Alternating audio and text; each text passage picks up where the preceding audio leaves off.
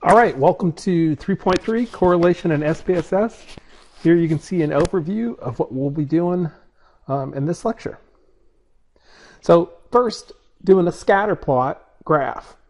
So if you at this point, you should get out the SPSS guide on correlation and regression, 2 pages, and it is going to have the exact same things here that I'm referring to.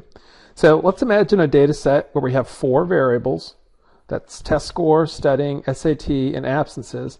And we have values for 12 people. So when you do a scatter plot, you'd have to pick which 2 of these that you're going to use. So maybe we'd pick, say, test, like studying would be our X and test score would be our Y. So here we have studying and test score. So the dots you should indicate here, write down the actual scores. So for each person you have how many hours they studied and what their test score was. The line summarizes the relationship between X and Y. This is called the regression line, and it represents the predicted values of Y. So in the next lecture we'll get to how you get that formula and how it works, but you can at least see it on the scatter plot. So setting up the scatter plot, you'd go to Graphs, Legacy Dialog, and then scatter plot, and those directions are on this guide. And you have the 2 variables here. The one you're trying to predict would be, say, I've already moved them over here. So the one you're trying to predict is test score, and then you're trying to predict with studying. So in this graph, the x-axis is going to be studying, the y-axis will be test score. And then you go ahead and plot it, and then to get these regression line, there's these instructions here that are also on the guide. And the criteria that set up this regression formula make the regression line the line of best fit. That's, again, for what you want to write in here is best fit. In other words, it's minimizing the errors that you're going to see from that regression line. It's the best job you can do with the relationship between X and Y for using X to predict Y. Okay, B here, we're just going to run through how you actually calculate R with SPSS. You'd have just, in this case I'm starting simply, let's say 2 variables, test score and studying, and the values that people got on those 2 variables. And then you would go to analyze, correlate, bivariate, and then once you're in the bivariate things, you just move those 2 variables over. So pretty simple. So here we're looking at a 2x2 correlation matrix. These can get more complicated, but we just want to start off with the basic here. So you've got the 2 variables, and you'll notice that first of all, you could draw a diagonal here, and you would, in doing that, eliminate these cells that are on the diagonal, which don't really tell you anything. Because you're just correlating a variable with itself, and you're pretty sure it's going to correlate with itself. So what's of interest is the stuff that's off the diagonal, and you should notice, though, that this diagonal functions like a mirror in that if you correlate studying and test score, that's going to give you the same relationship as test score and studying, right? So correlating A and B or B and A, it'll give you the same values. So what do these numbers then mean within this cell? Well, let's write them down here, and we'll go into more detail in a second. But the first number, that's Pearson's correlation coefficient. That's the R thing we've been talking about. That's the actual R value. And just looking at it, you should know that that's pretty strong R, right? It's 0.775. It's getting close to 1. So it's going to be substantial. Next is the p-value, which we'll explain in more detail here in a second, but it helps you know if you can trust this R value as reflecting a real correlation in the population. It's a false alarm test telling you the odds that you're seeing this just as a fluke when the true correlation is 0. In short, at 0.003, it's telling you that it's pretty reliable, that only 3 times out of 1,000 would there be a correlation here just as a fluke. Okay, and then the last number is 12, and that tells you how many pairs of people you're comparing. Okay, so let's go in a little more detail on how you read that correlation matrix. So I'm pulling out that cell in that matrix, and just again, that R is the Pearson correlation coefficient. It's going to range from -1 to +1. So as I said, that's a pretty strong R. And the farther from 0 you get equals the stronger the relationship. And remember, if there was a negative in front of this, it would be just as strong, just in an inverse direction. Okay, the p-value is, p is short for probability, and you can look over on the side here, it calls it a significance test, and this is the chance of a false alarm. And here's our rule that we're going to use. If p is less than or equal to 0.05, we say R is significant. And probably a better, more precise way of saying it is that R value is then reliable. But significance and non-significance is the language of statistics, so that's what we'll get you to learn. Now, if p is greater than 0.05, that's saying R is not significant. In other words, R is not reliable. In this case, of course, we're saying p is significant and R is reliable.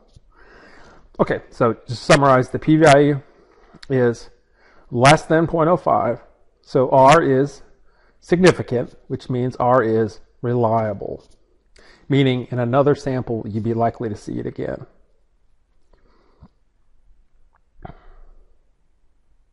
Okay, so some practice. In this case, this first case, we're comparing shoe size and GPA, and it's kind of a joke, right? We're not expecting shoe size and GPA to be correlated. So in this case, P is going to be greater than 0.05, so R is not reliable. So there is no significant relationship. In other words, we don't trust this R. This -0.3, we think it's a fluke. We think that in the long run, we'll probably find out that the true R is equal to 0. Let's look at another case where we have depression and self-esteem. So you'll notice there's a negative relationship, and we're going to say here P is greater than, P is less than 0.05. P is less than 0.05, so R is significant. So we have some confidence that as depression increases, self-esteem will decrease. In other words, we think there is something to this relationship between X and Y that enables us to make predictions. Okay, so then there's also larger correlation matrices. We started off with the simplest case, but when I have 4 different variables or even more, I can do a correlation matrix with all those variables. So here I have 4 variables. So I'm going to have a 4x4 correlation matrix. And again, if you're looking at the SPSS regression guide, the 2-page handout, you'll see that this one is on there. In fact, I copied it from there. So I want you to determine how many significant correlations there are and rank the significance of those correlations by strength. So in other words, label the cells 1, 2, and 3 in order of strength. So hit pause, and when you're ready, hit go. Okay, so the correlations that I've put a box around here in green, those are the significant correlations. We can tell that because the p-value is below 0.05 in each case. And you also get this little helpful hint from SPSS. If it puts an asterisk by the correlation, that means it's significant. Now, just a side note, we're just going to use right now this 0.05 cutoff level. You can also have a stricter level where you even have more confidence that your correlation is reliable. And in that case, you would see the 2 asterisks. But for the moment, asterisks 1 or 2, we're not going to worry about the difference. Then in terms of the strength of the relationships, that 0.775 is the strongest. Next would be the negative value here, 0.6, and then the 0.5 positive value would be number 3. Okay, here's another 4x4 matrix. Again, indicate which correlations are significant. And you can pause it and think about that and then start it when you're ready. So remember that the diagonal can give us no useful information, and we don't need to count on both sides of the diagonal because we'd be double counting. So I'm just going to gray that top diagonal out.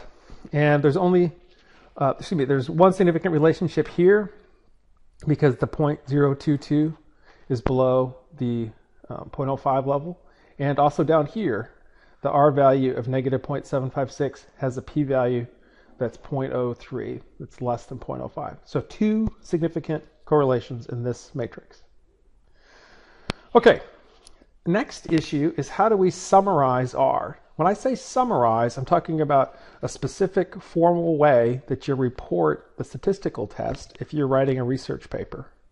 So if we have this outcome here and we're correlating music ability and math ability, seeing if those two go together, I'm going to show you how it could turn out both ways. So in this first case, we have a pathetic R, that's 0.02 something, and the p-value is well above 0.05. In fact, looking at this, there's a 92.8% chance that you'd see a correlation of this size just as a random occurrence, that you'd get that even when the true correlation is 0. So what we say here is the correlation is not significant, and how would you summarize it? Well, here are the components of doing that. We say R with something in parentheses is equal to something. So the something in parentheses is called the degrees of freedom. It tells the reader roughly how many participants you had, and it's a formal thing that we calculate with different formulas. In this case, with correlation, it's always n minus 2. So we had 20, so we're going to put 18 in the parentheses. And then report what the actual R value was, the 0.021. And then we're either going to say not significant, or there's another thing we do if it is significant. But for right now, it's not significant. Okay, let's imagine it turned out this way, with music and math ability correlating more strongly, such that we had a p-value that was below 0.05. 0.037 is below 0.05. So we're going to say the correlation is significant. And now you'll notice that we report it in roughly the same way. R with 18 degrees of freedom, that's the n minus 2, is equal to that, comma, p is less than or equal to 0.05. So notice here now, we're not saying not significant. It is significant, and we're saying, in fact, it's significant at the 0.05 level. That's the level we tested it at. So just a word of the wise. This is the way I'm going to teach you to do it. This is a bit of the old school way to do it, which is still accepted, but some journals now have you actually report the specific p-value. In other words, since when we do things on computer, we get this actual p-value here, the journal article or the journal might require you to say p is equal to 0.037. And that provides the reader a little more information about how far below 0.05 it is. But this is still a very standard way of doing it. I'm just telling you, some journals it's a little different. Okay, so what I want you to do now is use the previous slide and summarize the relationships below here, and go ahead and stop it, and when you're ready, start it again, and you can check against my values. All right, you can stop it at this point. Okay, so you should have gotten R with 6 degrees of freedom and these different values here. So you can stop it and check that and see if you have that all okay.